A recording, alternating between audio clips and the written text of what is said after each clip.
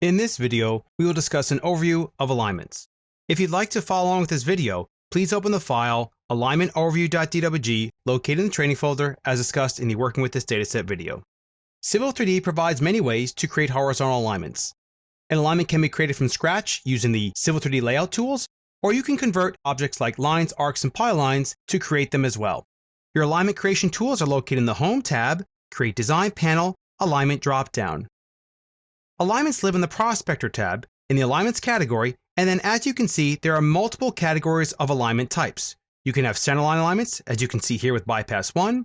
You can have offset, curb, and rail alignments. The offset and curb alignments can be used for intersection design as well as for lane transitioning.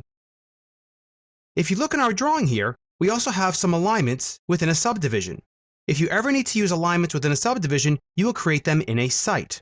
The way that a site works is a site is a repository for all geometries, including the parcels and the alignments, the right-of-way, etc. And basically they all talk to each other.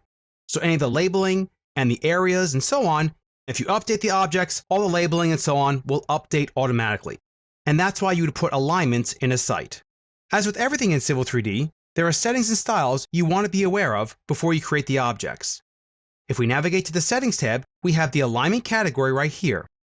You have alignment styles, design checks, label styles, and table styles, and of course all the commands that you have available related to alignments. The alignment styles, of course, tell Civil 3D how to display the objects and in the different views. To edit any of these, as with anything in Civil 3D, simply right-click on them and choose Edit, or you can double-click them. If you want to copy one, you can copy one here, and if you want to create a brand new alignment style, simply right-click on the Alignment Styles category.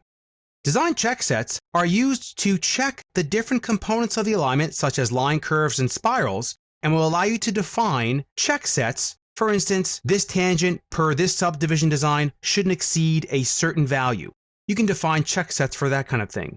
Or for curves, notify me if a curve is greater than a certain value, again, based upon some sort of subdivision design or whatever. That's what a design check set is for.